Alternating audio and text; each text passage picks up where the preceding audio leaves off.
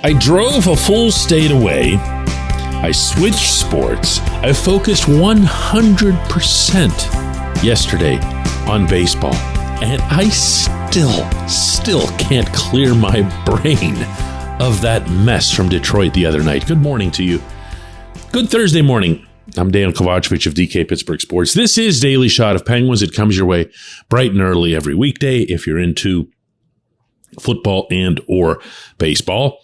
I also offer daily shots of Steelers and Pirates where you found this. It's Penguins versus Predators tonight at PPG Paints Arena. The Preds coming off a really nice 2-1 win over Boston, of all teams, the other night. The Preds, despite their very obvious sell-off at the trade deadline, including, for whatever it is that you think of it, moving Mikael Granlund to the Penguins, they're playing decent hockey, and they're actually in, peripherally, the Western Conference playoff race, which is probably a good thing, right? Right?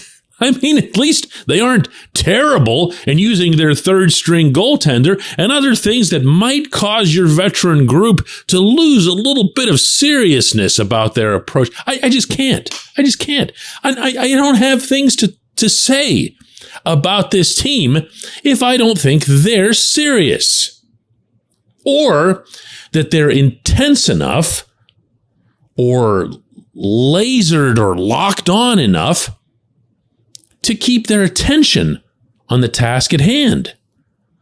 The task at hand, when you step onto the rink against the Red Wings, and they're in the shape that they're in, is to perform the same way that you just did against the Avalanche, Stars, and Capitals, because the Red Wings don't matter.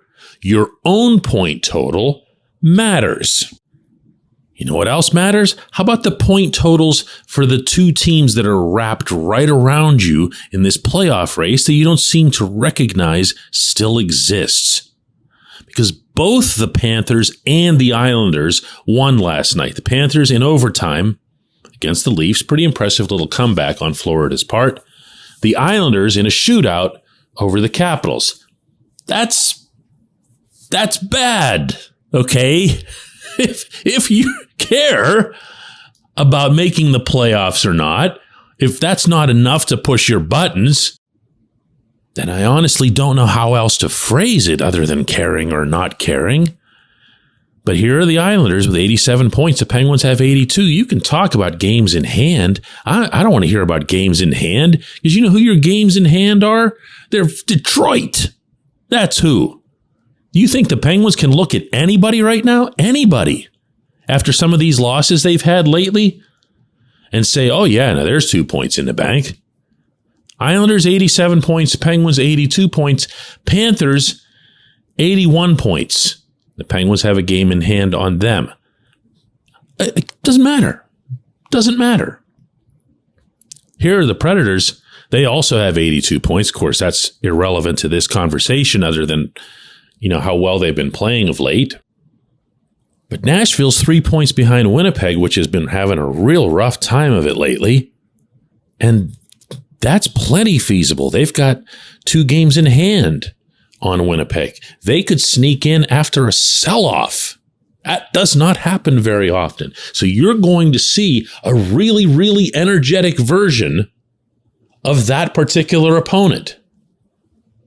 And who knows what you're going to see from the home team. Heck, who knows even what goaltender you're going to see? What is the goaltending situation right now? Does anyone in the organization have a clue about this? Who is your guy that you're putting between the pipes tonight? Your season is now on the line with every passing game. And if Tristan Jarry is capable of playing, you play him. I get, to an extent, what Mike Sullivan was trying to do in Detroit, because it started after the Washington game when he was building up Casey DeSmith just a little bit. It continued to the skate in Detroit where Sullivan said, and I quote directly, he's earned it, meaning Casey being between the pipes for that game. That was his way of saying if he wants to have a run at this, if DeSmith wants to have a run at this, being a starter, go nuts. Look at the clock, everybody. Think about everything that has to happen, not just to get the team into the playoffs, but also to get the team past the first round for the first time in nearly half a decade. It's not going to be DeSmith doing it, and I'm not just saying that because of his showing in Detroit. I'm saying that because of who he is and who he's always been. If Jarry isn't healthy, don't sit him on the bench. If Jarry is healthy, and I have no other way to interpret Sullivan's remark, he's earned it, regarding DeSmith. Because what else could it possibly mean? He's earned it. No, the other guy's hurt. Oh, wait, no, the other guy's healthy? Oh, okay, then he's earned it. All right? I mean, Sullivan is telegraphing to everyone that Jarry's fine. So here's what's got to happen. They canceled practice.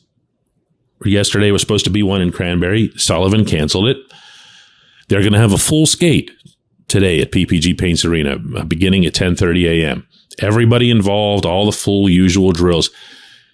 You've got to have Jarry setting up as the starter. And if this sounds mean, so be it. Okay, but hear this out. And you've got to have him go through a high-octane session that tests him, including physically. And if that runs the risk of injuring him or re-injuring him or whatever might or might not be wrong with him, that's just part of being an athlete. That sounds really, really reckless on my part, and I don't intend it to. It's definitely not malicious. But you have to find out who your goaltender is. Listen to what we're talking about when we come back. J1Q.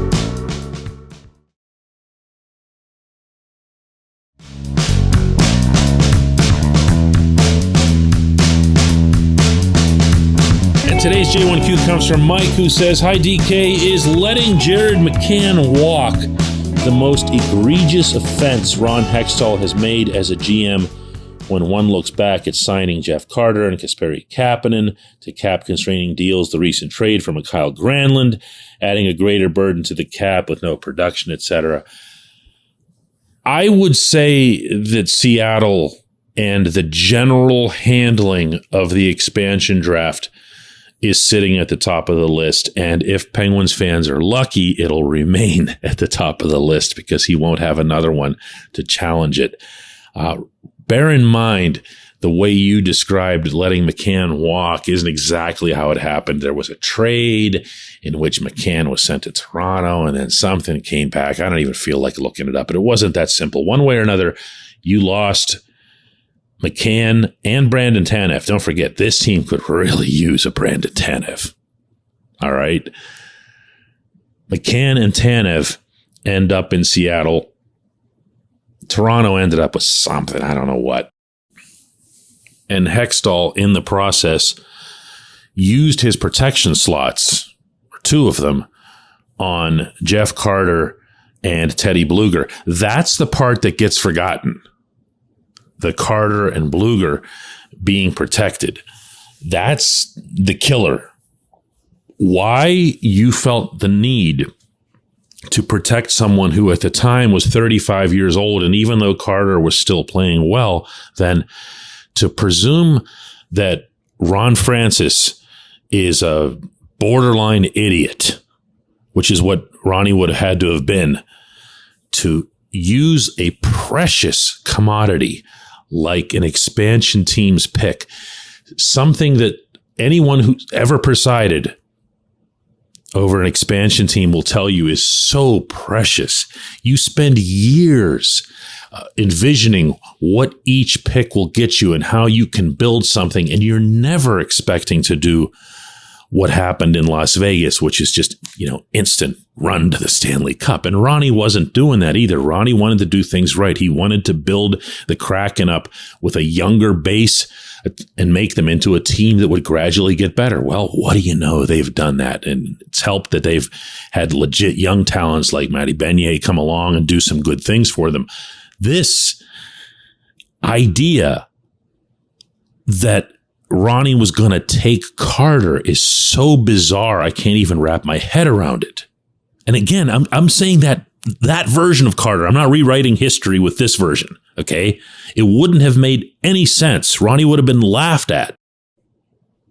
And where Tanev is concerned, Tanev was a different sort of multi-fold mistake, in that Tanev was allowed to leave. Tanev was actually the player who, by the way, Seattle claimed from Pittsburgh, not McCann. McCann was through that other avenue that I just described. So Tanev was the one that gets claimed. And Hextall's response to that was to go sign Brock McGinn. And the Penguins did not, to their credit, try to sell anybody. I've seen some suggestions to the contrary. It's not true that McCann was coming here to be the next Tanev. But he was replacing Tanev on the roster. He was replacing Tanev's space in the lineup. And his style didn't fit in any way, shape, or form the Sullivan system or the Pittsburgh mold, or really, after a while, anything at all that you would want to have on your hockey team. So I would take everything. Oh, wait, also throw in, if you want to keep grafting onto this badness, the extension for Carter, the no movement clause for Carter, McGinn getting grossly overpaid through free agency, and then, as if to rub it in, Teddy just bombs out this season. Ever since the jaw injury, Teddy's just not himself. I really hope that changes for him with the Golden Knights.